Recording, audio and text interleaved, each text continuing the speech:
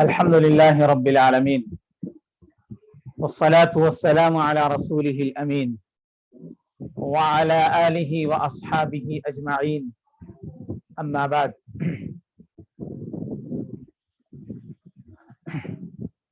فأعوذ بالله من الشيطان الرجيم بسم الله الرحمن الرحيم إنا أنزلناه في ليلة القدر وما أدراك ما ليلة القدر ليلة القدر خير من 1000 شهر تنزل الملائكة والروح فيها بإذن ربهم من كل أمر سلام هي حتى مطلع الفجر۔ معزز سامعین اور سامعات، اللہ کا بہت بڑا شکر ہے اور اس کا احسان ہے کہ وہ ہمیں الحمدللہ رمضان کی مبارک ساعتوں میں داخل کیا اور اس مہینے کا آخری عشرہ ہمیں نصیب فرمایا۔ آج سے یعنی کل رات سے یہاں جو ہے آخری عشرہ شروع ہو چکا ہے، جیسا کہ آپ لوگ جانتے ہیں۔ ان 10 دنوں میں ایک رات ہے جو بہترین رات ہے، جس کو لیلۃ القدر کہا جاتا ہے۔ جس کو مل جائے وہ جو ہے تمام بھلائی اس کے حق میں آ گئی، جو اس سے محروم رہا اس سے بڑا غافل انسان کوئی نہیں ہو سکتا۔ بہرحال آج رمضان کی 21ویں تاریخ ہے اور آج ہم آپ کے سامنے 21ویں پارے کے اہم عناوین اور ان کا مختصر خلاصہ پیش کریں گے۔ آج جو شخصیت، جو شیخ ہمارے سامنے جلوہ افروز ہیں، ان کا میں مختصر تعارف پیش کر دینا مناسب سمجھتا ہوں۔ شیخ محترم کا نام ہے مولانا اللہ بخش صاحب عمری ترپاتوری حفظہ اللہ۔ آپ شہر ترپاتور تمل ناڈو سے آپ کا تعلق ہے، جو مادر علمی سے 50 کلومیٹر پر یہ شہر واقع ہے۔ تو آپ الحمدللہ وانمبڑی دارالحفاظ مدرسہ دارالحفاظ جو حفظ کا ایک مشہور و معروف درسگاہ ہے وانمبڑی میں، تو وہاں سے آپ نے حفظ کی تکمیل کی۔ اس کے بعد آپ جامعہ دارالسلام عمر آباد میں اعدادی میں داخلہ لیا اور وہاں سے آپ نے 99 میں آپ نے فضیلت کی سند فراغت حاصل کی۔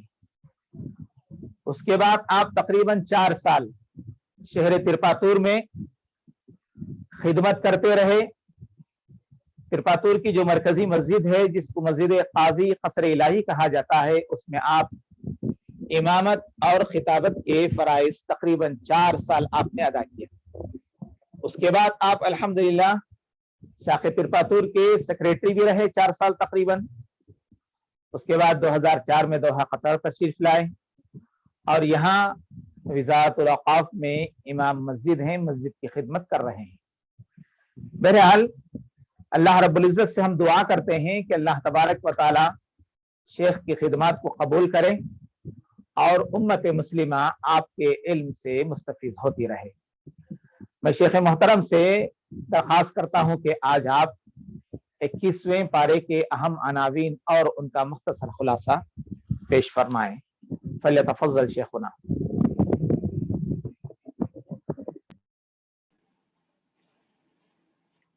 السلام علیکم ورحمۃ اللہ وبرکاتہ۔ میری آواز پہنچ رہا ہے شیخ؟ وعلیکم السلام ورحمۃ اللہ، بالکل ہے، صاف ہے شیخ۔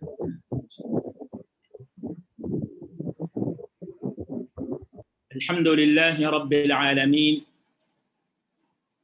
والعاقبۃ للمتقین والصلاة والسلام علی رسولہ الامین وعلی آلہ واصحابہ اجمعین وعلى من تبعهم بإحسان إلى يوم الدين، أما بعد، رب اشرح لي صدري ويسر لي أمري واحلل عقدة من لساني يفقه قولي، اللهم بارك لنا في القرآن العظيم واجعل القرآن ربيع قلوبنا ونور صدورنا وجلاء أحزاننا وذهاب همنا وغمنا۔ أعوذ بالله من الشيطان الرجيم، بسم الله الرحمن الرحيم۔ اتل ما اوحی الیک من الکتاب واقم الصلاة ان الصلاة تنہى عن الفحشاء والمنکر ولذکر اللہ اکبر واللہ یعلم ما تصنعون۔ معزز علماء کرام، ناظرین، مشاہدین، منتظمین، منصرمین و عزیز خواتین، اللہ رب العالمین کا بے حد شکر و احسان ہے کہ اللہ تعالیٰ نے مجھے اور آپ کو آج کی اس مبارک مجلس میں اس کے کلام کی آیتوں کو سننے، سنانے، سیکھنے اور سکھانے کے لیے جمع کیا۔ میں اللہ تعالیٰ سے دعا کرتا ہوں کہ اللہ تعالیٰ آج کی اس مجلس میں جو لمحے گزریں گے ان لمحوں کو ہماری نجات اور مغفرت کا ذریعہ بنائے، ذریعہ ہدایت بنائے اور میزان حسنات میں شامل کرے۔ معزز حاضرین، جیسا کہ ہم تمام جانتے ہیں، جمعیت ابنائے قدیم شاق قطر گزشتہ 2 سالوں سے خلاصہ تفسیر، خلاصہ قرآن کے نام سے اس طرح کی مجلسیں منعقد کرتی آ رہی ہے، اور آج اسی کا ایک سلسلہ، اسی کی ایک کڑی ہے جس میں پارے نمبر 21 کی کچھ منتخب آیتیں اور ان کی مختصر سی تشریح لے کر میں آپ کی خدمت میں حاضر ہوا ہوں۔ چونکہ پروگرام شاق قطر کا پروگرام ہے، تو آج کے اس موقع پر میں شاق قطر کے جمیع عہدیداران، تمام مسئولین، منصرمین، اس پروگرام کے موجدین اور مقترحین تمام کا میں شکر گزار ہوں کہ جنہوں نے امت کے لیے اتنا اچھا ایک پروگرام وہ پیش کیا ہے، اور میں دعا کرتا ہوں کہ اللہ تعالیٰ اس پروگرام کو امت کے لیے باعث خیر بنائے، ذریعہ ہدایت بنائے، اور اس کے پیچھے محنت کرنے والے تمام احباب کو اللہ تعالیٰ جزائے خیر دے، ان دقائق کو، ان لمحوں کو ان کے میزان حسنات میں شامل کرے۔ معزز حاضرین، آج کے اس پارے کا خلاصہ شروع کرنے سے پہلے میں کچھ اشعار آپ کی خدمت میں رکھنا چاہتا ہوں۔ کیف و مستی ہے فضا میں عظمت قرآن سے، کیف و مستی ہے فضا میں عظمت قرآن سے، یہ معطر ہے قلب و جان نکہت قرآن سے، اہل دنیا کو بھری دنیا مبارک ہو مگر میرا گھر تو آباد ہے دولت قرآن سے، نہ ملی ایسی سعادت کل زمانے میں سمی، نہ ملی ایسی سعادت کل زمانے میں سمی جو ملی میری زبان کو خدمت قرآن سے۔ حاضرین، جس کتاب کی آیتوں کو آج ہم سننے، سیکھنے اور سمجھنے جا رہے ہیں، اس کتاب کا مختصر سا تعارف خود اس کی زبان میں ہم سنتے چلیں۔ یہ کلام کس کا ہے، کہاں سے آیا، کون لائے اور اس کا کیا پیغام ہے؟ جب ہم ان سوالات کے پیچھے قرآن کا مطالعہ کرتے ہیں تو قرآن ہمیں اس کا جواب یوں دیتا ہے، تنزیل من رب العالمین، یہ کلام اللہ کا اتارا ہوا ہے، رب العالمین ہے، سارے جہانوں کا پالنے والا، ہر مخلوق کو پالنے والا، وہ مخلوق جسے تم اپنی آنکھوں سے دیکھتے ہو، وہ مخلوق جو تمہاری آنکھوں کو نظر نہیں آتی، ان ساری ہر ایک مخلوق کا رب ہے، اس رب کی جانب سے یہ کلام اتارا گیا ہے۔ لانے والے کون ہیں؟ نزل به الروح الامین، اس کلام کو جبرائیل امین علیہ السلام لے کر آئے۔ اتارا کس پر گیا؟ قرآن کو جب ہم پوچھتے ہیں تو کہتا ہے قرآن، علی قلبک لتکون من المنذرین، اللہ کے نبی صلی اللہ علیہ وسلم کے دل پر اس قرآن کی وحی کی گئی۔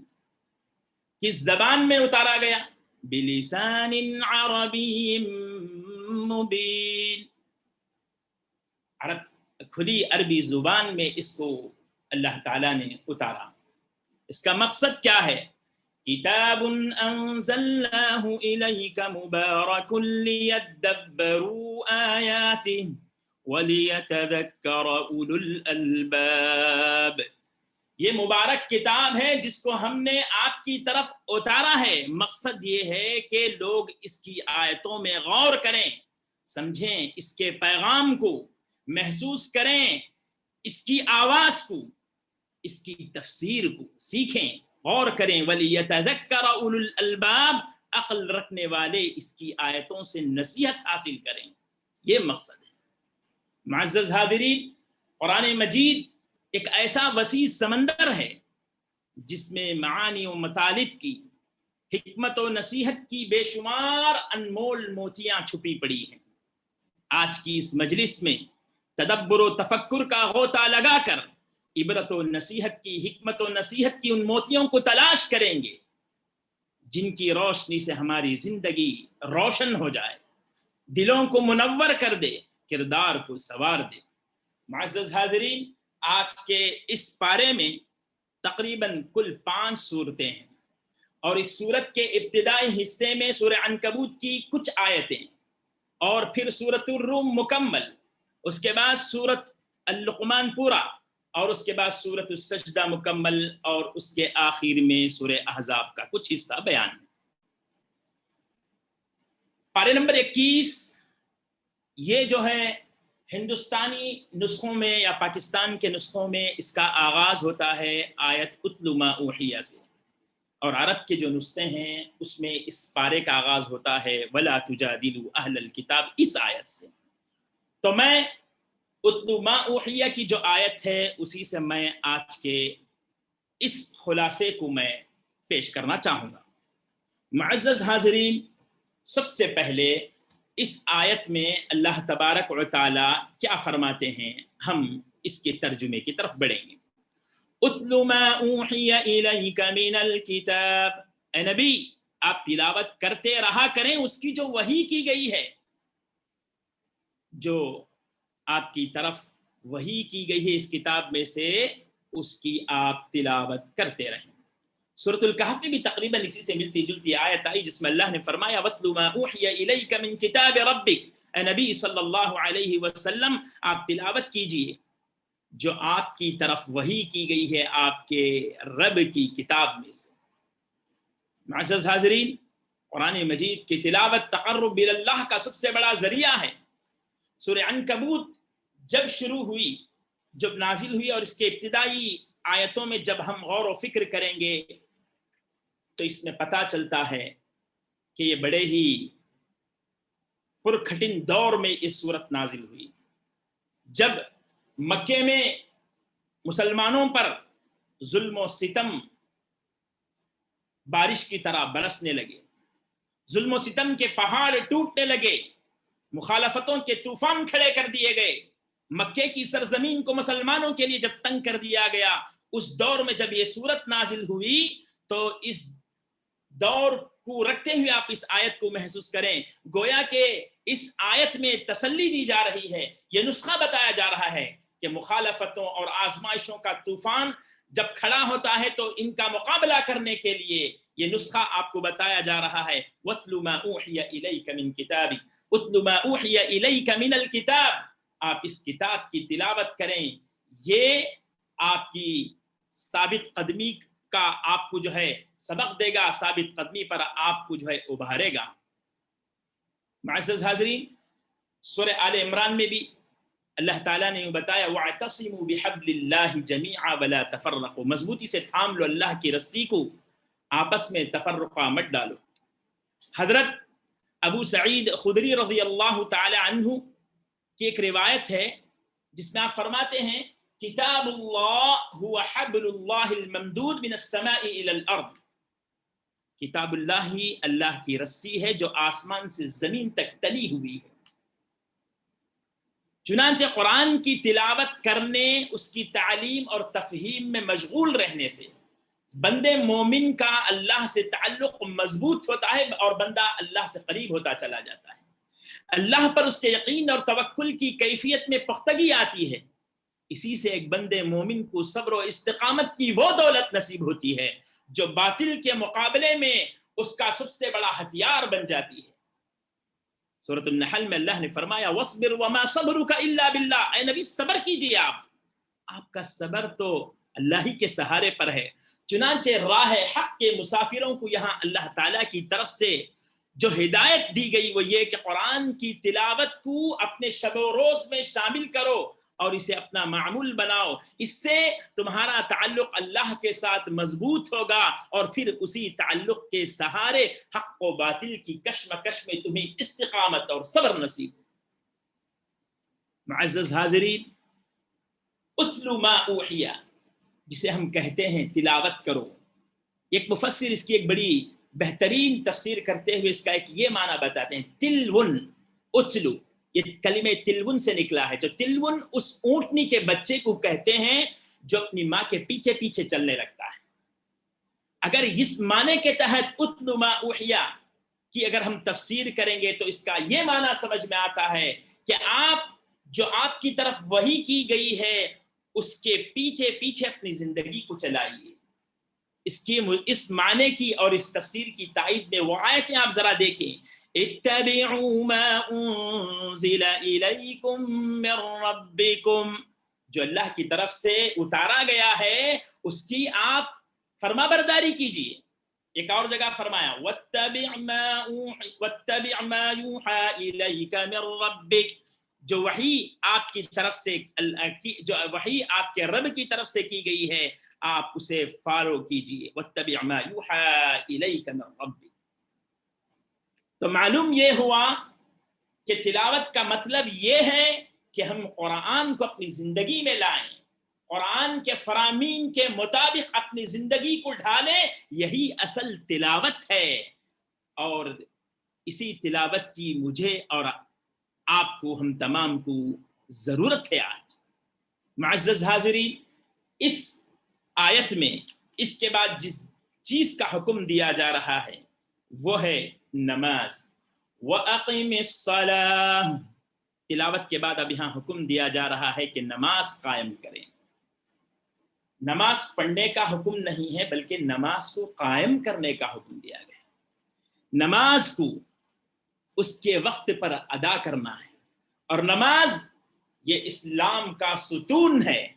بنی الاسلام علی خمس، اسلام کی بنیاد 5 چیزوں پر رکھی گئی، جس میں سے پہلی چیز توحید ہے، اور اس کے بعد دوسری چیز جو دوسری بنیاد جس کا مقام آتا ہے وہ ہے نماز۔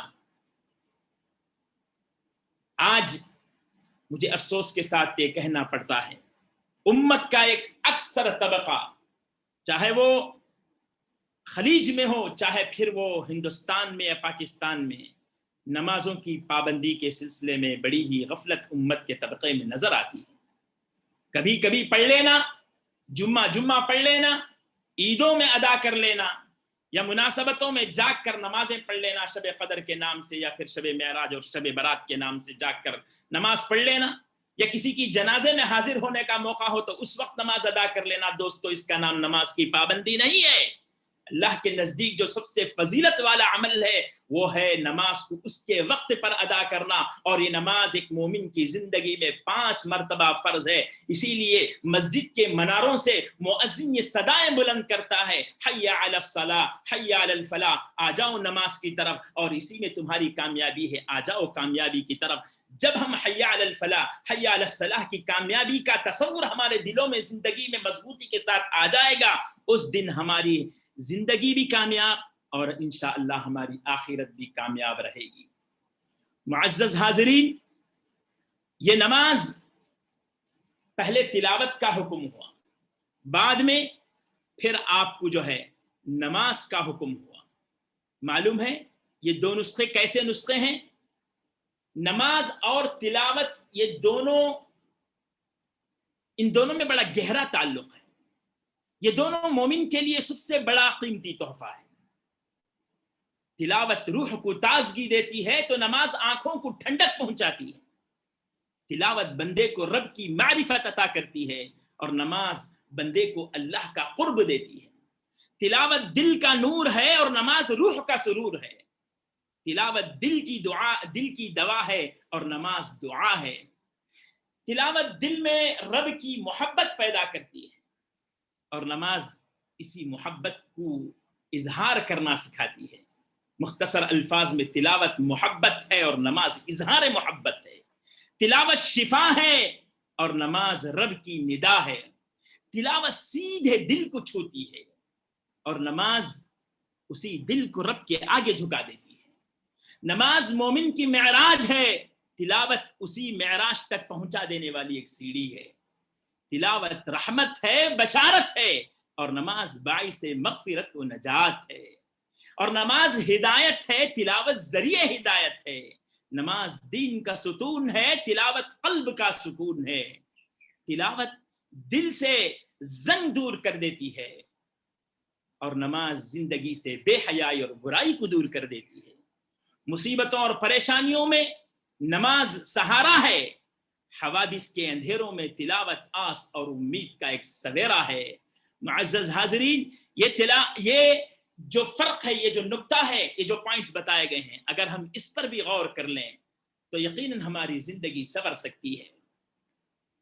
اور نماز کی یہ خوبی، نماز کا ایک فائدہ اس کے اندر اس آیت میں اللہ تعالیٰ نے یوں بیان کیا: ان الصلاة تنہی عن الفحشاء والمنکر. یقیناً نماز روکتی ہے بے حیائی سے اور برے کاموں سے. مفسرین نے یہاں ایک نقطہ بیان کیا: ان الصلاة فیہا ثلاثۃ خصال. نماز میں 3 خوبیاں ہیں: الاخلاص، اخلاص، والخشیہ، اللہ کا ڈر اور اللہ کی خشیت، اور تیسری خوبی ہے ذکر اللہ، اللہ کا ذکر.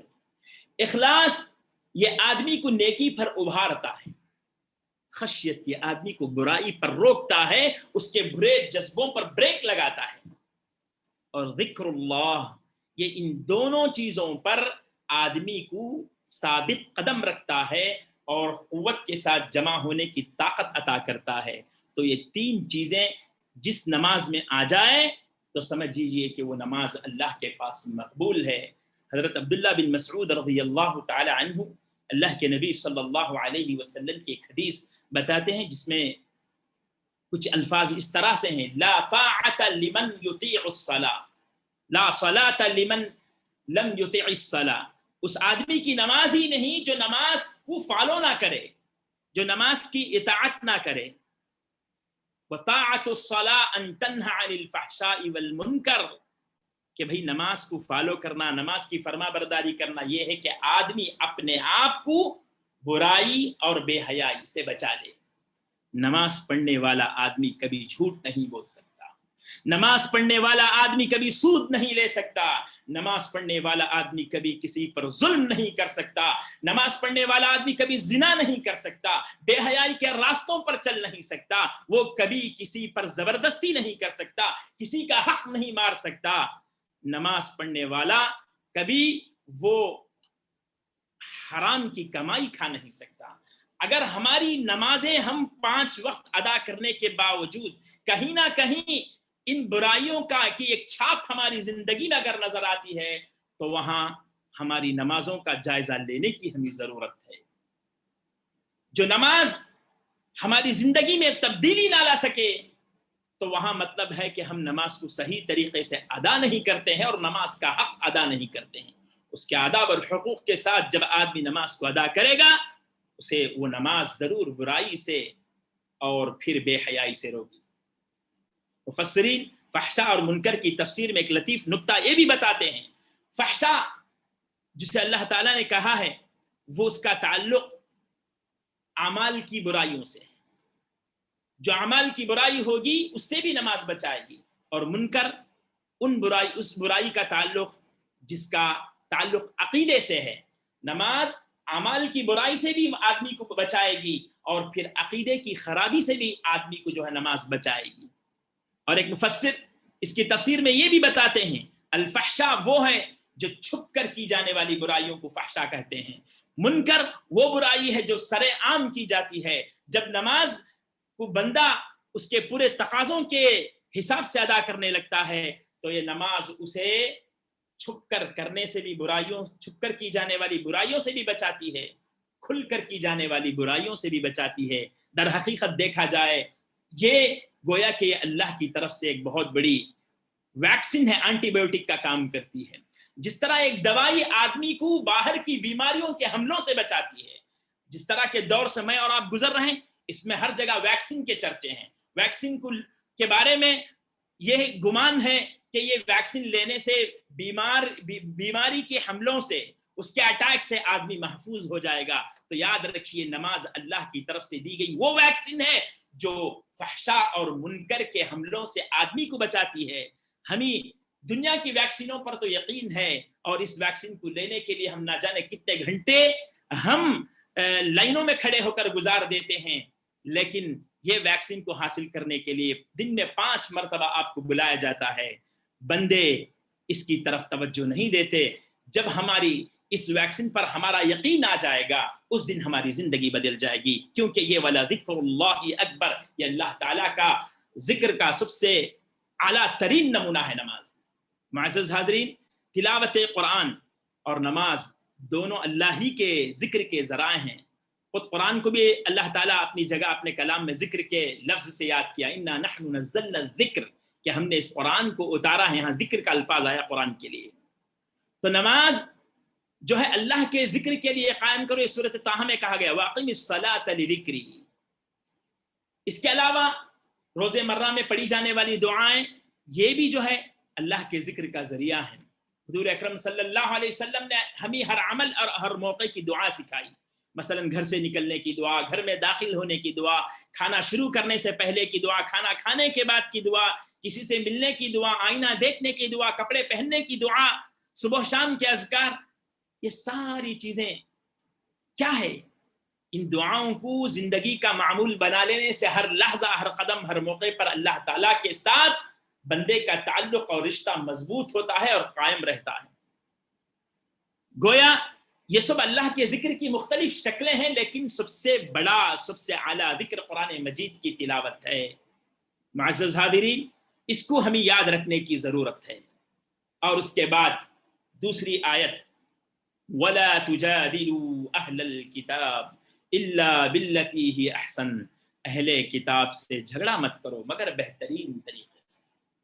اہل کتاب جیسا کہ یہود ہیں، نصارہ ہیں، جو حضرت موسیٰ اور حضرت عیسیٰ کی شریعت کو مانتے ہیں، جن کے پاس ان کی کتابیں آئی تھی، تو ان کو اہل کتاب کہا جاتا ہے۔ دوسرے الفاظ میں یوں کہا جائے کہ بھائی آپ کسی سے بھی گفتگو کریں، دوسرے مذہب والوں سے بحث و مباحثہ کریں، ان کے ساتھ جب آپ ڈیبیٹ کریں تو اس میں آپ جھگڑا مت کرو، بہترین طریقے سے ان کو حق کی بات پہنچاؤ، دعوت دیتے ہوئے اچھے طریقے سے ان سے گفتگو کرو۔ تمہاری گفتگو میں نہ تو ان کی توہین کا انداز ہو اور نہ ہی ان کی عصبیت کو بھڑکانے کا کوئی موقع ملے۔ بہرحال اپنا جو پیغام ہے، اپنا معافی ضمیر ہے، اپنا پوائنٹ ہے، اسے اچھے طریقے سے ان تک پہنچاؤ۔ اس کے بعد وہ اپنے نظریے اور عمل کے لیے وہ اللہ کے پاس ذمہ دار ہیں، وہ مانتے ہیں یا نہ مانتے ہیں، اس کی طرف آپ کو توجہ دینے کی ضرورت نہیں، یہ وہ اور ان کے رب کے درمیان ہے۔ لیکن آپ کا کام یہ ہے کہ آپ اچھے طریقے سے بات رکھیں، بات پہنچاتے ہوئے، بات کرتے ہوئے، ہم کسی کو حق کی نصیحت کرتے ہوئے انہیں دلیل دے کر سمجھائیں، ذلیل کر کے نہیں سمجھائیں۔ اور یہ بھی یاد رکھیں کہ بات جو ہے، الفاظ، بات جب کرتا ہے آدمی تو اس کے الفاظ سے بات سمجھ میں آ جاتی ہے، لیکن انداز اور لہجے سے دل میں اترتی ہے۔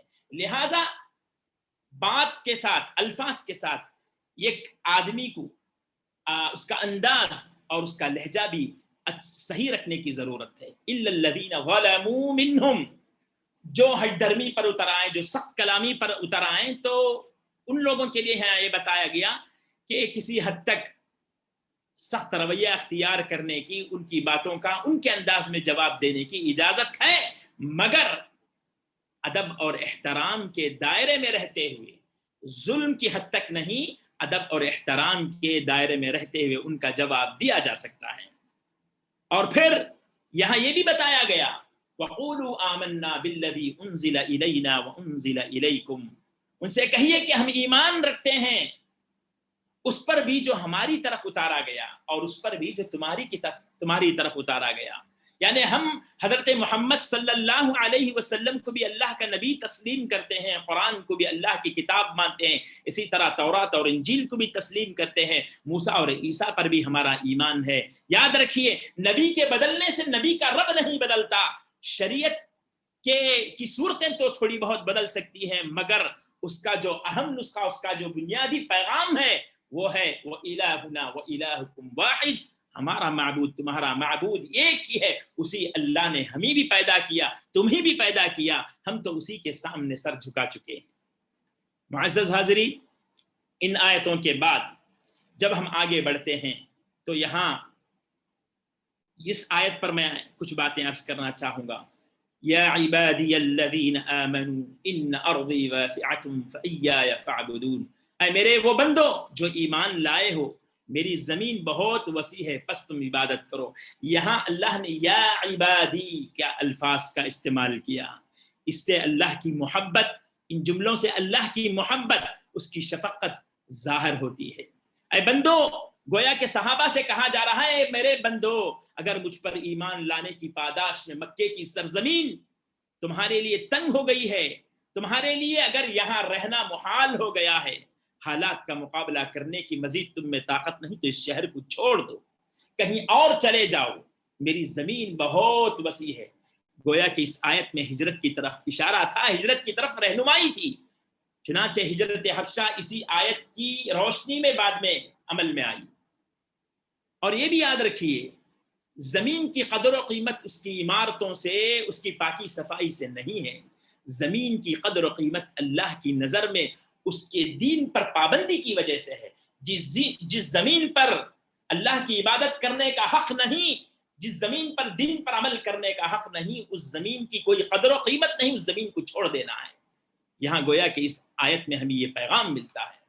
پھر فرمایا اللہ تعالیٰ نے ایک زندگی کی اور موت کی حقیقت کو بتایا. کل نفس ذائقۃ الموت، ہر جان موت کا مزہ چکھنے والی ہے، پھر تم ہماری ہی طرف لوٹا دیے جاؤ گے. دیکھو موت تو ایک دن آنی ہے. اس دنیا میں نہ کوئی ہمیشہ رہا ہے، نہ ہی کوئی آئندہ ہمیشہ رہے گا. موت تو آنی ہی ہے. راہ حق کے مسافروں کے لیے بہت قیمتی نصیحت ہے. اگر یہ اٹل حقیقت انسان کے دل و دماغ میں ہمیشہ روشن رہے تو انتہائی مشکل اور نامساعد حالات میں بھی اس کی ہمت قائم رہتی ہے. وہ زندگی بچانے کے لیے حق کا ساتھ چھوڑنے اور باطل کے ساتھ مصالحت کرنے کی سوچ بھی نہیں سکتا، اور وہ شیطانی وسوسوں سے محفوظ رہے گا. معزز حاضرین، اس کے بعد دنیا کی زندگی کی ایک حقیقت اس پر بتاتے ہوئے اللہ نے کہا وَمَا هَذِهِ الْحَيَاةُ الدُّنْيَا إِلَّا لَهْوٌ وَلَعِبٌ وَإِنَّ الدَّارَ الْآخِرَةَ لَهِيَ الْحَيَوَانُ لَوْ كَانُوا يَعْلَمُونَ. یہ دنیا کی زندگی تو ایک کھیل اور تماشے کے سوا کچھ نہیں. یہ دنیا کی زندگی بس ایک ڈرامے کی طرح ہے. اس میں جو سارے کردار آتے ہیں ہماری زندگی میں، بادشاہ کا کردار، امیر کا کردار، فقیر کا کردار، محتاج کا کردار، استاذ کا کردار، شاگرد کا کردار، بڑے چھوٹے کا یہ کردار کوئی حقیقی کردار نہیں ہے. ان سارے کرداروں کو ایک دن ختم ہونا ہے. لیکن جب حشر کا میدان سجے گا، وہاں جب اسٹیج سجے گا، وہاں جو کردار سامنے آئیں گے وہ کردار اصل ہیں، وہ زندگی اصل ہے. یاد رکھو آخرت کا گھر ہی اصل زندگی ہے. کاش انہیں معلوم ہوتا. لو کانوا یعلمون. اس حقیقت کو سمجھ لے تو آدمی اپنی زندگی کو بدل سکتا ہے، یہ اس کے زندگی کو صحیح رخ پر لا سکتا ہے. موت کی حقیقت کو سمجھنے کے لیے آج میں اور آپ جس ماحول سے، وباؤں کے جن سایوں سے گزر رہے ہیں، یہ ہم دیکھیں گے تو ہمیں پھر موت کا یقین ہو جائے گا کہ کس طرح انسانیت موت کے دروازے پر بل بلا رہی ہے. حاضرین، آخر میں سورت کے اختتام میں اللہ نے کہا والذین جاہدوا فینا لنہدینہم سبلنا. سورت کے آغاز میں بھی اس کی ہی بات کی گئی ومن جاہد فانما یجاہد لنفسہ. جو بھی کوشش کرے گا اس کی کوشش کا صلہ اسی کو ملے گا. اور یہاں سورت کے اختتام میں بھی اسی حقیقت کو اللہ تعالیٰ کچھ یوں بتاتے ہیں کہ جو لوگ ہماری راہ میں جد و جہد کریں گے ہم لازماً ان کی رہنمائی کریں گے، راستوں کو کھول دیں گے۔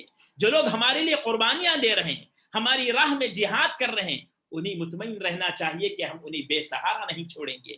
اللہ نے کبھی رسولوں کو قوم کے حوالے کر کے تماشائی بن کر، قدرت نے کوئی تماشا کا کھیل نہیں دیکھا، بلکہ وَكَانَ حَقًّا عَلَيْنَا نَصْرُ الْمُؤْمِنِينَ، کہ اللہ نے مومنوں کی مدد، رسولوں کی مدد کو اپنے اوپر فرض کر لیا۔ یہ اس کا فضل اور اس کا احسان تھا۔ ہم جب آپ کو بے سہارا نہیں چھوڑیں گے تو اپنی راستوں پر چلنے کی بصیرت بھی عطا کریں گے، یہ ان سے ہمارا پختہ وعدہ ہے۔ وَإِنَّ اللَّهَ لَمَعَ الْمُحْسِنِينَ، یقیناً اللہ تعالیٰ احسان کرنے والوں کے ساتھ ہے۔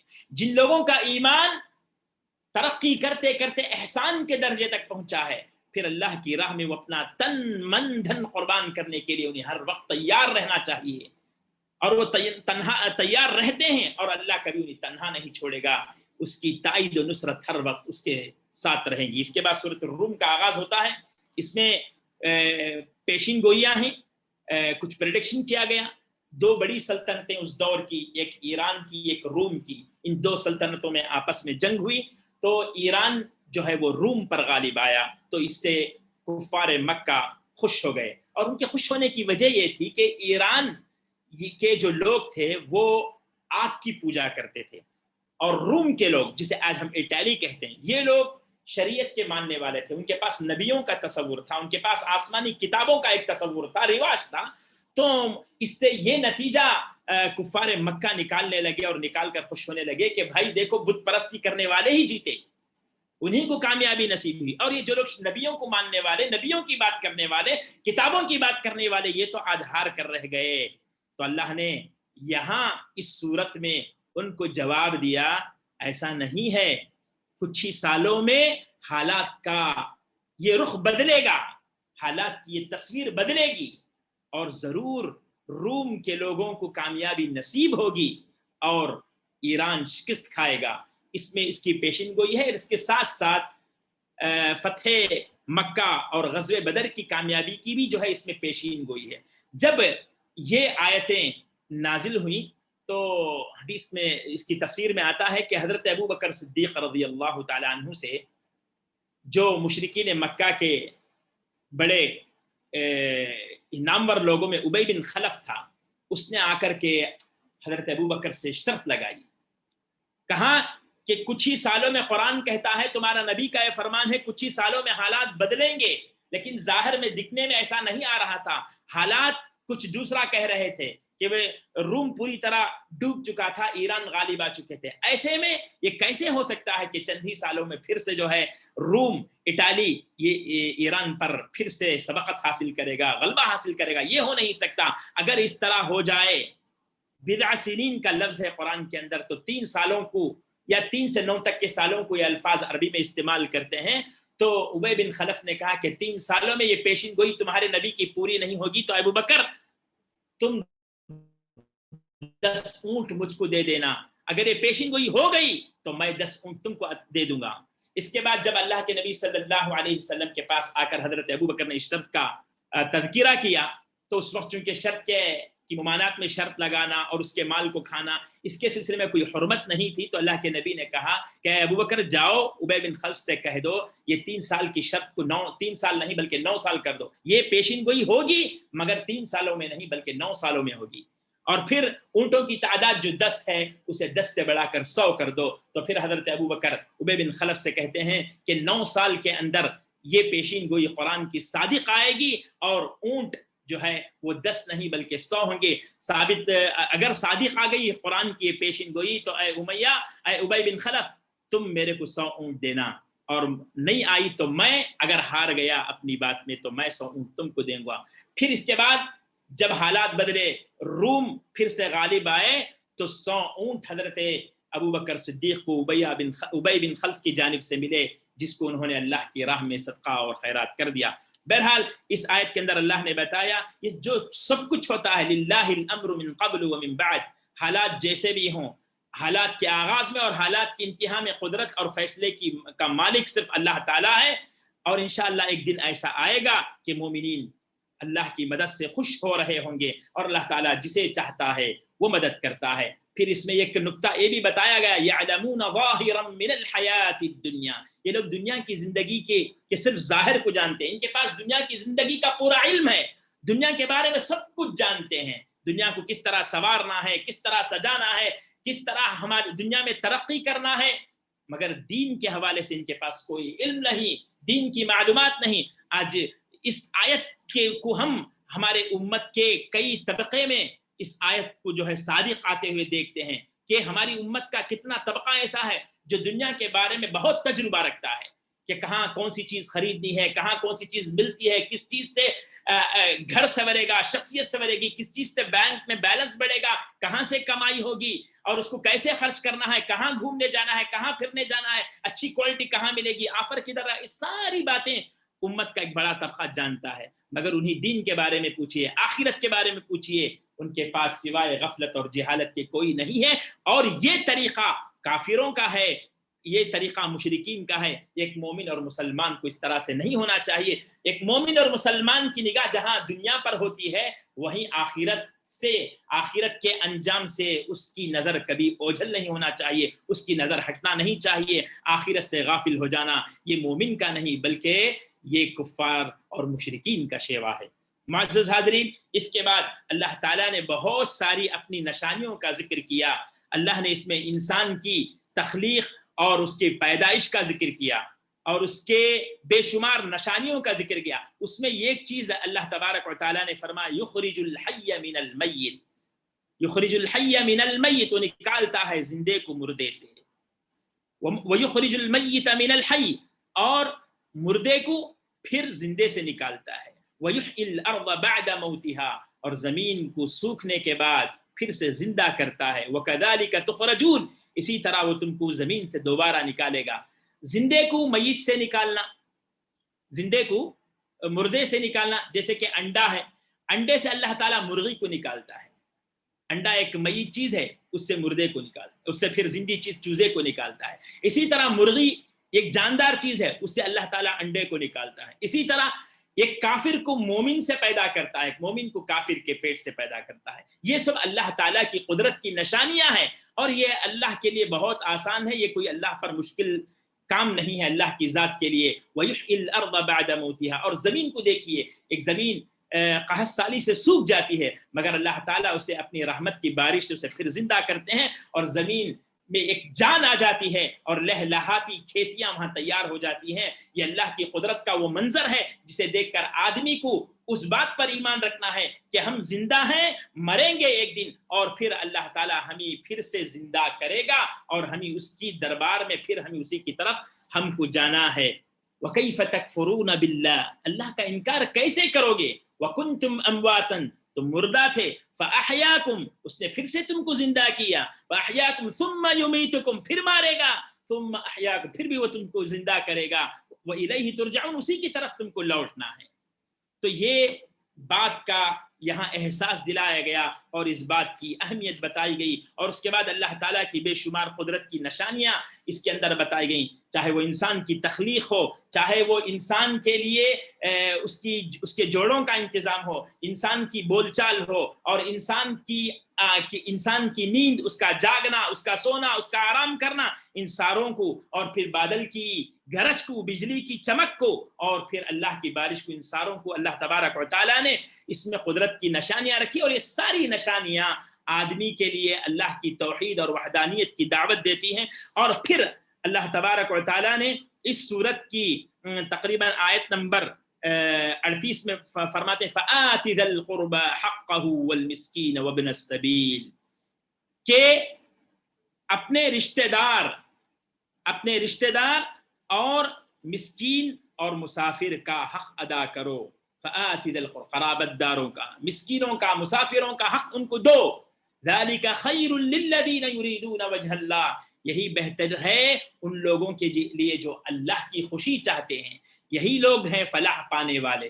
اور اس کے بعد سود کی حرمت بتائی گئی۔ اس آیت میں سب سے پہلے صدقہ اور خیرات کی برکت بتائی گئی، اور پھر اس کے دوسرے آیت میں بتایا گیا کہ اس میں سود کی کیا نحوست ہے۔ جو کچھ تم دیتے ہو سود پر تاکہ بڑھتا رہے، لوگوں کے مال میں تو اللہ کے پاس اس بڑھوتری کی کوئی ویلیو نہیں۔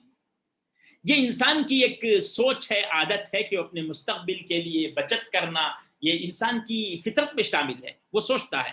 پھر ہر شخص نہ صرف اپنی بچت کو سنبھال کر رکھتا ہے بلکہ اس کی خواہش ہوتی ہے کہ اس کی بچائی ہوئی رقم، اس کی بچت یہ وقت کے ساتھ ساتھ بڑھتی رہے اور وقت پر اس کے کام آئے۔ اس کو قرآن نے ایک جگہ کہا العفو، العفو کہا یعنی قدر زائد۔ یسألونک ماذا ينفقون قل العفو، یہ لوگ آپ سے پوچھتے ہیں کیا خرچ کریں، آپ کہہ دیجئے وہ سب خرچ کر دو جو ضرورت سے زائد ہے۔ اور ضرورت سے زائد خرچ کرنا، اس میں جو ہے سب سے بہترین اس کی صورت انفاق فی سبیل اللہ۔ انفاق فی سبیل اللہ کی مد میں ایسے مال سے محتاجوں اور ناداروں کی بھی مدد کی جا سکتی ہے اور اسے اللہ کے دین کی سربلندی کے لیے بھی کام میں لایا جا سکتا ہے۔ اس کا کم تر درجہ یہ ہو سکتا ہے کہ قرض حسنہ کی شکل میں وقتی طور پر کسی ضرورت مند کو دے کر مدد کیا جا سکتا ہے۔ بہرحال یہ اللہ کا وعدہ ہے کہ اللہ کے راستے میں خرچ کیا ہوا مال اس کے ہاں محفوظ بھی رہے گا اور بڑھتا بھی رہے گا، یعنی آخرت میں اس کا اجر کئی گنا بڑھتا جائے گا۔ بالخصوص ماہ رمضان کا یہ موقع جس میں آدمی زکوٰۃ سے، صدقہ و خیرات سے اپنے مفلس، محتاج اور نادار بھائیوں کا حق ادا کرے، ان کی ضرورتوں کو پورا کرے۔ اور اللہ کے نبی صلی اللہ علیہ وسلم کے بارے میں آتا ہے کہ اللہ کے نبی صلی اللہ علیہ وسلم اس ماہ مبارک میں تیز چلنے والی ہوا سے زیادہ سخاوت کرتے تھے، ہواؤں کی تیزی سے زیادہ آپ کی سخاوت ہوتی تھی۔ تو ہمیں بھی جو ہے اس سنت کو ادا کرتے ہوئے اس پہلو پر ہمیں توجہ دینے کی ضرورت ہے۔ وَمَا آتَيْتُم مِّن زَكَاةٍ تُرِيدُونَ وَجْهَ اللَّهِ، جو تم زکوٰۃ اللہ کے راستے میں اس کی خوشی کی خاطر دو گے تو وہ بڑھتے رہے گی۔ یہی وہ لوگ ہیں جو اللہ کے ہاں اپنے مال کو بڑھانے والے ہیں۔ دنیا میں جو لوگ زکوٰۃ، صدقہ، خیرات کی صورت میں اللہ کے راستے گناہ سے 700 گنا تک بڑھا کر دیا جائے گا، بلکہ اللہ اگر چاہے گا تو اپنے فضل سے اسے اور بھی زیادہ بڑھا دے گا۔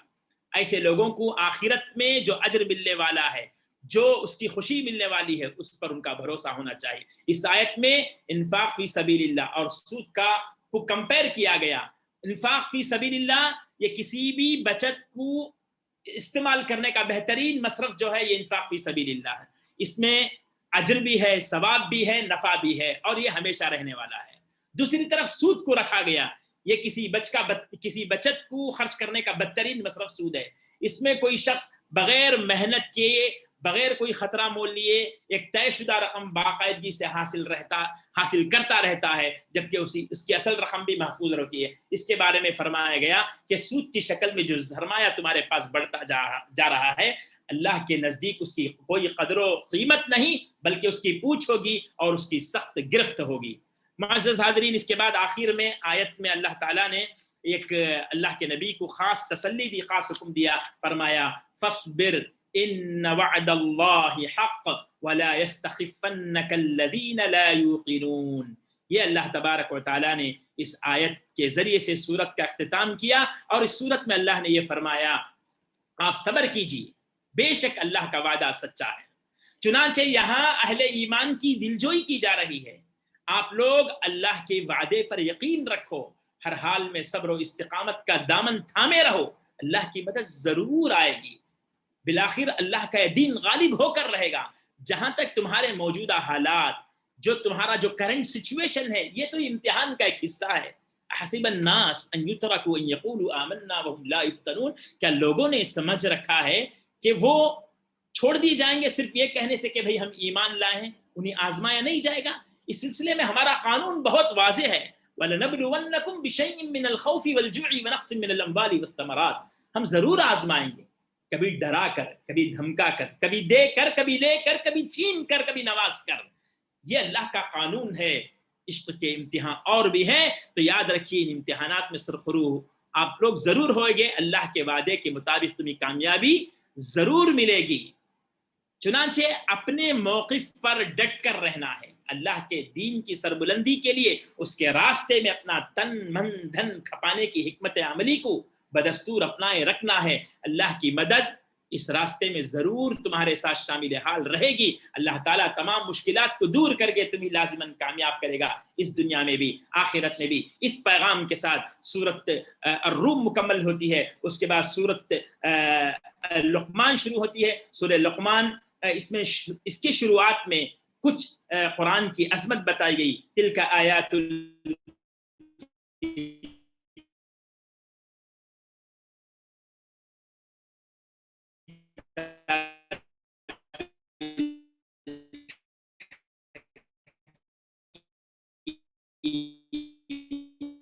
یہ حکمت بھری کتاب کی آیتیں ہیں. پھر کہا گیا نہیں، اور یہاں کا سر ہدایت ہے، سراپا رحمت ہے.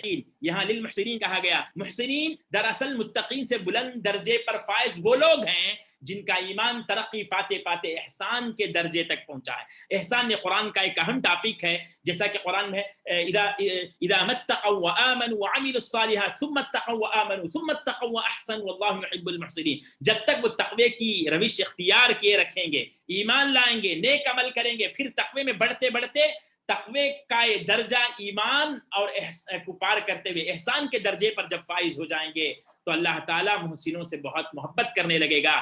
یہ اسی درجہ بندی کی طرف اشارہ ہے جس میں سب سے پہلے اسلام اور اس کے بعد ایمان، پھر اس کے اوپر احسان کا درجہ ہے. چنانچہ اللہ کے راستے کے مسافروں کی سب سے اعلیٰ ترین منزل احسان ہے، اور ان کی صفاتوں میں نماز کو قائم کرنا، زکوٰۃ ادا کرنا، اور پھر اللہ کے یوم اللہ کے حساب و کتاب پر یقین رکھنا، یہ چیزوں کا ان صفات کا ذکر کیا گیا. اور اس کے بعد حضرت لقمان علیہ السلام کی کچھ نصیحتیں بتائی گئی ہیں، جس میں پہلی نصیحت وَلَقَدْ آتَيْنَا لُقْمَانَ الْحِكْمَةَ. یہاں اس میں نوٹ کرنے کی بات یہ ہے کہ حضرت لقمان کے بارے میں اللہ تعالیٰ فرماتے ہیں کہ ہم نے لقمان کو عقل سے نوازا، حکمت سے نوازا، اور اس کے بعد کہا انشکر للہ، کہ بھئی آپ اللہ کا شکریہ ادا کیجئے. اس میں نصیحت ہے. ایک نکتہ یہ ہے کہ جب بھی بندے کو کوئی بھی نعمت ملے، چاہے وہ نعمت عقل کی ہو، چاہے وہ نعمت علم کی ہو، چاہے وہ نعمت صحت اور تندرستی کی ہو، چاہے وہ نعمت اولاد کی ہو، چاہے وہ نعمت مال اور دولت کی ہو، ہر ایک نعمت پر بندے کو چاہیے کہ وہ سب سے پہلے اللہ کا شکر ادا کرے. یہاں حضرت لقمان کو علم و حکمت کی ایک نعمت ملی، اور اس کے جواب میں ان سے کہا جا رہا ہے انشکر للہ، کہ آپ اللہ کا شکر ادا کیجئے. وَمَن يَشْكُرُ فَإِنَّمَا يَشْكُرُ لِنَفْسِهِ، جو شکر ادا کرے گا اس کا پھل اسی کو ملے گا. اگر ناشکری کرتا ہے تو اللہ تعالیٰ کو اس کی ناشکری کا اور اس کی شکر گزاری کا کوئی فرق نہیں پڑنے والا. اور شکر گزاری کا سب سے بہترین طریقہ یہ ہے، بالخصوص اگر کسی کے پاس علم ہے، اگر کسی کے پاس عقل ہے، اگر کسی کے پاس اچھی سوچ ہے، تو اس کا شکر ادا کرنے کا بہترین طریقہ یہ ہے کہ وہ اپنے علم کو، اپنے عقل کو، اپنی اچھی سوچ کو اپنی اولاد میں منتقل کرے، یہ اس کی تربیت کرے. اس کی تربیت شکر کا بہت بہترین طریقہ ہے. چنانچہ حضرت لقمان علیہ السلام نے اپنے بیٹے کو نصیحت کی. وَإِذْ قَالَ لُقْمَانُ لِابْنِهِ وَهُوَ يَعِظُهُ يَا بُنَيَّ لَا تُشْرِكْ بِاللَّهِ.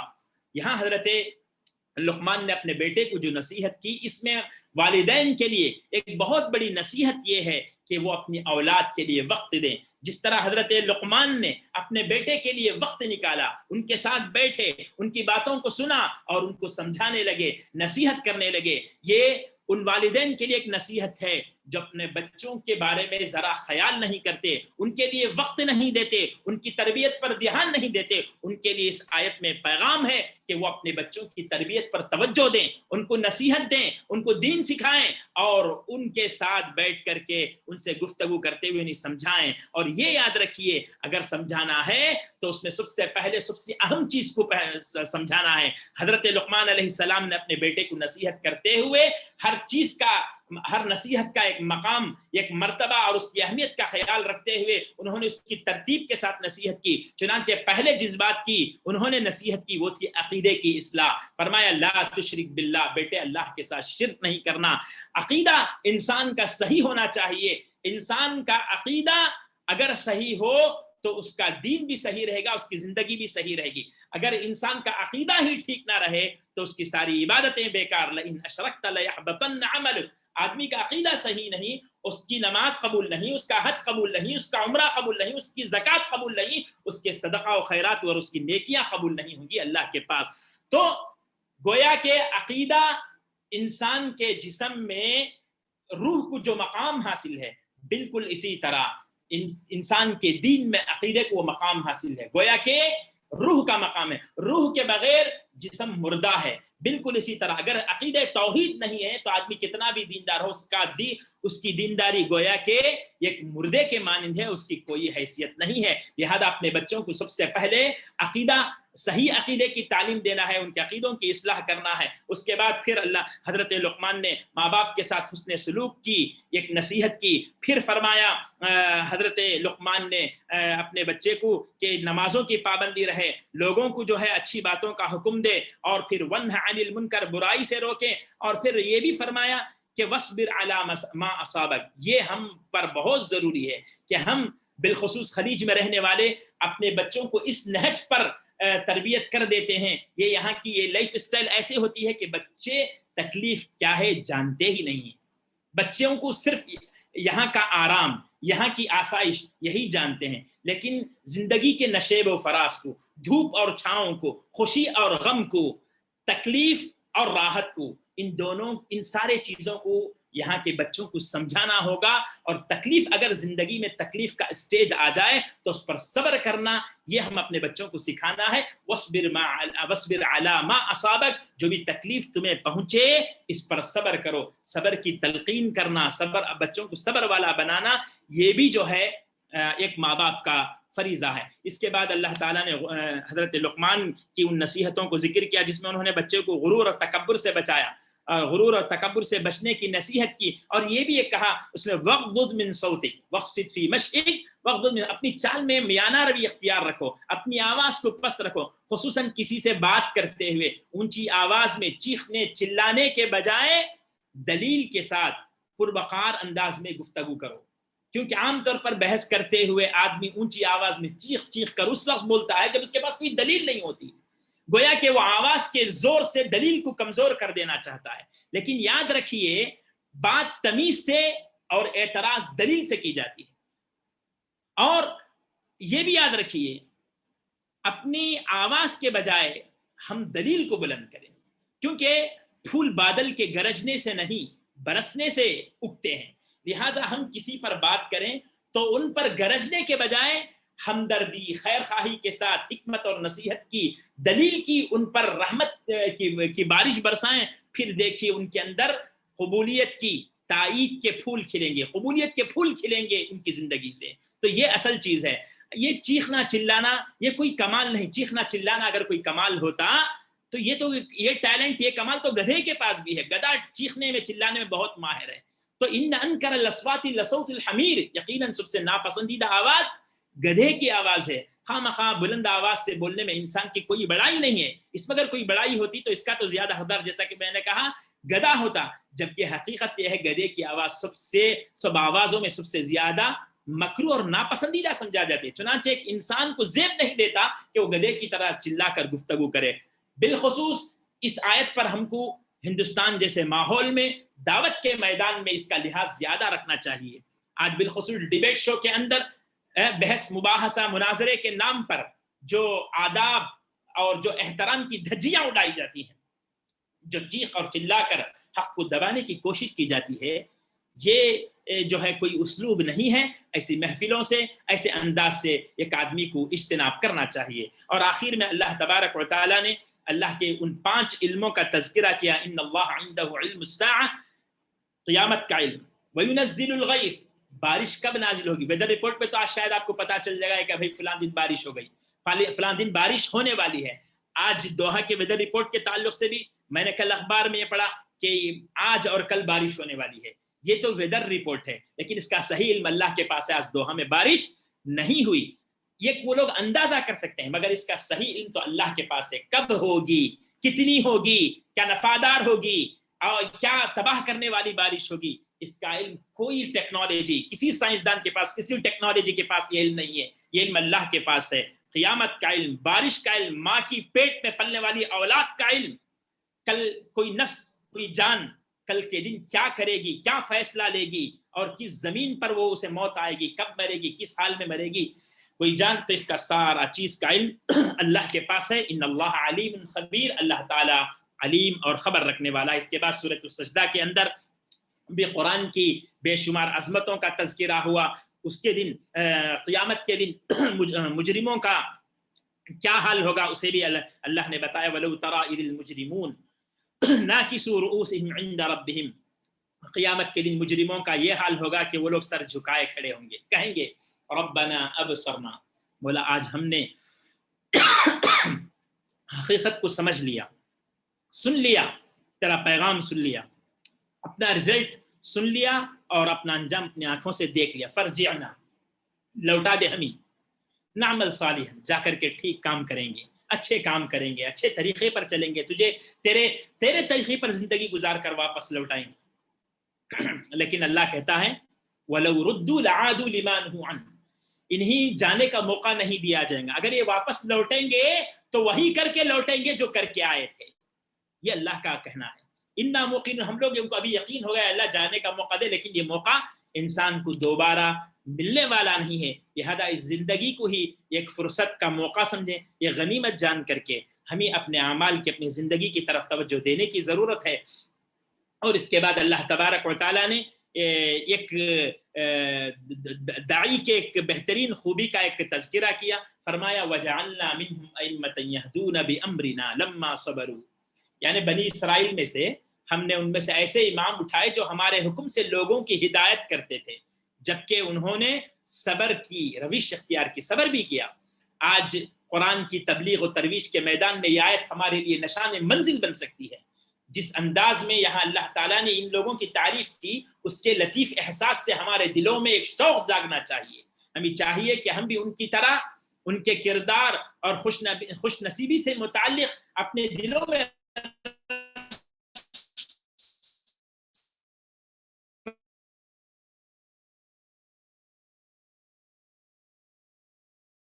بلند رتبہ محض دعاؤں اور تمناؤں پر کے سہارے نہیں ملا کرتا. اس کے لیے ہمیں صبر و استقامت کی ضرورت ہے, ایثار و قناعت کا مظاہرہ کرنے چاہیے. لہٰذا یہ آیت ہمارے لیے, دعات کے لیے, مبلغین کے لیے ایک بہت عظیم پیغام ہے کہ ہم اس سلسلے میں کوشش کریں کہ اللہ تبارک و تعالیٰ نے فرمایا وَجَعَلْنَاهُمْ أَئِمَّةً يَهْدُونَ بِأَمْرِنَا, ہماری آیتوں کو وہ دوسروں کو لوگوں تک پہنچاتے تھے. لما صبر, صبر کی روش اختیار کرنا چاہیے اور جو پیغام ہم پہنچائیں گے اس میں ہمیں یقین ہونا چاہیے. وَكَانُوا بِآيَاتِنَا يُوقِنُونَ. اس کے بعد سورۃ الاحزاب شروع ہوتی ہے. سورہ احزاب کے اندر اللہ تعالیٰ نے پہلی ہی آیت میں فرمایا یا ایھا النبی اتق اللہ, اے نبی آپ اللہ سے ڈریے, تقوی اختیار کیجئے. یہ اللہ تبارک و تعالیٰ نے فرمایا. دیکھیے اگر ہم میں سے کسی آدمی کو آج اللہ کا ڈر بتایا جاتا ہے, ہم میں سے کسی آدمی کو اگر اللہ کا ڈر اور اس کا تقوی اختیار کرنے کی بات کی جاتی ہے تو آدمی ناراض ہو جاتا ہے, اسے سمجھتا ہے کہ اس کی شان میں گستاخی ہو گئی. جبکہ یہاں نبی کو حکم دیا جا رہا ہے کہ یا ایھا النبی اتق اللہ, اے نبی آپ اللہ کا تقوی عطا کیجئے. نبی کے ذریعے سے امت کو یہ پیغام دیا جا رہا ہے کہ اللہ سے ڈریے. تو نصیحت کو قبول کرنا, نصیحت کو سننا, یہ عاجزی کی, تواضع کی اور دل کی سلامتی کی سب سے بڑی نشانی ہے. اور پھر یہاں اس کی دوسری آیت میں کہا گیا وَاتَّبِعْ مَا يُوحَىٰ إِلَيْكَ مِن رَبِّكَ, یہاں بھی قرآن میں جو باتیں بتائی گئی ہیں اسے فالو کرنے کا حکم دیا گیا. پھر اللہ کے توکل کی تعلیم دی گئی. اور پھر اس کے بعد اللہ تبارک و تعالیٰ نے یہاں بتایا کہ کوئی شخص اگر اپنی بیوی کو ماں کہہ دیتا ہے تو اس کے ماں کہنے کی وجہ سے بیوی ماں نہیں بنتی, رشتہ حرام نہیں ہوتا. اسی طرح لے پالک بیٹا وہ اپنے حقیقی بیٹے کی طرح اس کا شمار نہیں ہوگا وراثت میں. اسلامی شریعت میں اس کا ذکر ہوا. پھر امہات المومنین کے حقوق بتائے گئے. پھر غزوہ احزاب میں مسلمانوں کو کس طرح مشکل دور سے گزرنا پڑا اس کا پھر یہاں تذکرہ ہوا. یہ ساری چیزیں بتانے کے بعد اللہ تعالیٰ اب آخر میں کہہ رہے ہیں لَقَدْ كَانَ لَكُمْ فِي رَسُولِ اللَّهِ أُسْوَةٌ حَسَنَةٌ, اے لوگو تمہارے لیے اللہ کی رسول صلی اللہ علیہ وسلم کی زندگی میں بہت بہترین نصیحت ہے. اللہ کے نبی کی زندگی تمہارے لیے نمونہ ہے. یہ پیغام اصل اس سورت کی جان ہے. یہ وہ آیت ہے جسے ہم نے بارہا اس آیت پر سیرت کے جلسوں میں, کانفرنسوں میں ہم نے سنا ہے اور اس میں اکثر مقررین اس پر بات کرتے ہیں. لقد کان لکم فی رسول اللہ اسوۃ حسنہ, یہاں جس منظر کے بعد نبی کی زندگی کو نمونہ قرار دیا جا رہا ہے اس کا اس کا اصل پیغام یہ ہے کہ مشکل حالات میں اور پھر مخالفتوں کے طوفان میں، آزمائشوں کے اندھیروں میں جس طرح نبی کریم صلی اللہ علیہ وسلم ڈٹے رہے، ڈٹ کر حق کا مقابلہ کرتے رہے، حالات سے گھبرا کر کبھی انہوں نے اپنی راہ کو نہیں بدلا، حق کا ساتھ نہیں چھوڑا، آخر دم تک وہ حالات کا مقابلہ کرتے رہے، ان کی یہ ہمت، ان کی یہ استقامت، ان کی یہ عزیمت اور ان کا یہ طریقہ کار ہمارے لیے نمونہ ہے۔ نبی کریم صلی اللہ علیہ وسلم کی زندگی ہر ایک کے لیے نمونہ ہے، ایک باپ کے لیے، بیٹے کے لیے، اور پھر ایک قائد کے لیے، ایک امام کے لیے، ایک داعی کے لیے، ایک مبلغ کے لیے، بڑے کے لیے، چھوٹے کے لیے، سب کے لیے زندگی، یہ اللہ کے نبی صلی اللہ علیہ وسلم کی زندگی ایک کھلی کتاب ہے، نمونہ ہے۔ جب ہم اسے نمونہ بنا کر زندگی گزاریں گے، وَمَن يُطِعِ اللَّهَ وَرَسُولَهُ فَقَدْ فَازَ فَوْزًا عَظِيمًا، اسی صورت کے آخر میں اللہ بتاتے ہیں جو اللہ اور اس کے رسول کی فرما برداری کر لے گا وہ عظیم کامیابی کے عظیم مرتبوں پر فائز ہو جائے گا، اسے کامیابی چکے گی۔ یہ سب باتیں تھی جس کے تحت یہ پارے کا خلاصہ مکمل ہوتا ہے۔ میں اللہ تعالیٰ سے دعا کرتا ہوں کہ اللہ تبارک و تعالیٰ جو باتیں یہاں بتائی گئی ہیں ان باتوں پر سب سے پہلے مجھے اور اس کے بعد تمام سننے والوں کو عمل کرنے کی توفیق دے۔ اللہ تبارک و تعالیٰ قرآن مجید کی تعلیمات کو ہمارے دلوں کا نور بنائے، قرآن مجید کے تعلیمات کو اللہ تبارک و تعالیٰ ہماری زندگی میں نافذ کرنے والا بنائے، گھروں میں قرآن کی تلاوت کرنے والا بنائے، اس کے پیغام کو، اس کی دعوت کو، اس کی تبلیغ کو لوگوں میں عام کرنے والا بنائے۔ اللہ تبارک و تعالیٰ ہمیں اہل قرآن میں سے بنائے، اور قیامت کے دن اللہ تبارک و تعالیٰ روزے کو اور قرآن کی تلاوت کو ہماری شفاعت اور نجات کا ذریعہ بنائے۔ اور میں آخر میں پھر سے ایک مرتبہ ذمہ داران کا، سامعین کا، منتظمین کا، شاہدین کا، سامعین کا سب کا شکریہ ادا کرتا ہوں، اور اللہ سے یہی دعا کرتا ہوں کہ ہماری ان کوششوں کو اللہ تعالی ہماری میزان حسنات میں شامل کرتے ہوئے ان لمحوں کو اللہ تعالی ہماری نجات اور مغفرت کا ذریعہ بنائے اور ذریعہ ہدایت بنائے۔ آمین وآخر دعوانا ان الحمد للہ رب العالمین، والسلام علیکم ورحمۃ اللہ وبرکاتہ۔ وعلیکم السلام ورحمۃ اللہ وبرکاتہ۔ ہاں، جزاک اللہ خیر شیخنا، اللہ یعطیک الصحہ والعافیہ انشاءاللہ۔ الحمدللہ محترم سامعین، آج کا جو ہمارا پروگرام تھا پارہ نمبر 21 کے اہم عناوین اور ان کے مختصر خلاصہ شیخ محترم نے بڑے ہی جذبے کے ساتھ، بڑے ہی اچھے انداز میں جو ہے ہمارے سامنے رکھا، جو ہماری زندگی کے لیے قابل عمل چیزیں تھیں ان چیزوں کو آپ نے واضح کیا۔ قرآن کی تلاوت کو اپنا شب و روز کا معمول بناؤ، راہ کے مسافروں کے لیے ایک بہت بڑا مشغلہ، اس کو جو ہے ہر ایک جو ہے اپنانا ہے۔ اور اس کے بعد آپ نے فرمایا کہ جس نماز میں اخلاص، خشیت اور ذکر اللہ ہوگا، ایسی نمازیں اللہ تبارک و تعالیٰ کو بہت محبوب ہیں، اور ایسی ہی نمازیں اللہ تبارک و تعالیٰ قبول کرتا ہے۔ اس کے بعد آپ نے کہا کہ جن کا ایمان احسان تک پہنچتا ہے ایسے لوگوں کو اللہ تبارک و تعالیٰ بے یار و مددگار نہیں چھوڑتا ہے۔ اللہ کی راہ میں خرچ کیا ہوا مال بڑھتا بھی ہے اور اللہ کے پاس محفوظ بھی رہتا ہے۔ بہترین بات آپ نے فرمایا۔ اس کے بعد لقمان علیہ السلام کی جو نصیحتیں ہیں، تمام سامعین اور سامعات سے میری درخواست ہے کہ اپنی اولاد کی تربیت اگر کرنا چاہتے ہیں تو حضرت لقمان علیہ السلام کی نصیحت کو ضرور پڑھیں، جو ایک صفحے پر مشتمل ہے، جو حضرت لقمان اپنے بیٹے کو پیارے انداز میں وقت دے کر اس کے سامنے بیٹھ کر جو ہے، جو آپ نے اپنے بچے کو اپنے عقیدے کی اصلاح، اپنے معاشرے کی اصلاح اور اپنے آپ کی اصلاح اور اپنے آخرت کی تیاری کے سلسلے میں جن باتوں پر انہوں نے روشنی ڈالی ہے، ان تمام چیزوں کو اپنی اولاد کے سامنے ہم تمام والدین کو پیش کرنا ہے اور ان چیزوں کو سمجھانا ہے۔ اس کے بعد آپ نے مجرموں کی عادت کا ذکر کیا کہ مجرمین کہیں گے کہ مجھے لوٹا دو، لیکن اللہ تبارک و تعالیٰ ہی کہے گا کہ وہاں جائیں گے تو جو کر کے آئے وہی کریں گے۔ اس کے بعد آپ نے آج کے درس کا جو خلاصہ آپ نے پیش کیا، لقد کان لکم فی رسول اللہ اسوۃ حسنہ، آج جن جن باتوں پر ہم نے تذکرہ کیا، جن جن باتوں کو ہم نے سنا، وہ ساری باتیں پیارے نبی صلی اللہ علیہ وسلم کی اسوہ میں شامل ہیں۔ اگر ہم کریں گے تو واقعی آپ صلی اللہ علیہ وسلم کے امتی اور آپ صلی اللہ علیہ وسلم کے قریبی امتی بن سکتے ہیں۔ بہرحال میں اس موقع پر شیخ محترم کو اپنی جانب سے، ابنائے قدیم شاخ خطر کی جانب سے تہ دل سے شکریہ ادا کرتا ہوں کہ آپ نے ہمیں وقت دیا، اور جن باتوں پر آج ہمارے تزکیہ نفس کے لیے اور رمضان کی ساعتوں میں، رمضان کے مہینے میں جو بچے کچھ ایام ہیں، ان ایام میں اللہ تبارک و تعالیٰ سے قریب ہونے کے لیے جن باتوں پر آپ نے ذکر کیا، اللہ تبارک و تعالی مجھے اور تمام سامعین اور سامعات کو عمل کرنے کی توفیق دے. آپ کا میں شکر گزار ہوں اور اللہ رب العزت سے دعا کرتا ہوں اللہ تبارک و تعالی آپ کو صحت و تندرستی کی دولت سے مالا مال کرے اور آپ کے علم میں، صحت میں، عمر میں اللہ تبارک و تعالی خیر و برکت عطا کرے اور آپ کو اللہ تبارک و تعالی اپنے حفظ و امان میں رکھے انشاءاللہ. کل جو درس ہوگا 22ویں پارے کی اہم عناوین اور ان کا مختصر خلاصہ پیش کریں گے مولانا عبد الحکیم صاحب قریشی عمری حفظہ اللہ انشاءاللہ. جزاکم اللہ خیرہ. اللہ رب العزت سے دعا کرتا ہوں اللہ تبارک و تعالی ان ساعتوں کو، اس مبارک مہینے کو غنیمت جانتے ہوئے اللہ تبارک و تعالی کی عبادت کرتے ہوئے اللہ تبارک و تعالی کی جنت سے قریب ہوں اور جہنم سے ہم اپنے آپ کو آزاد کریں. وآخر دعوانا ان الحمد للہ رب العالمین.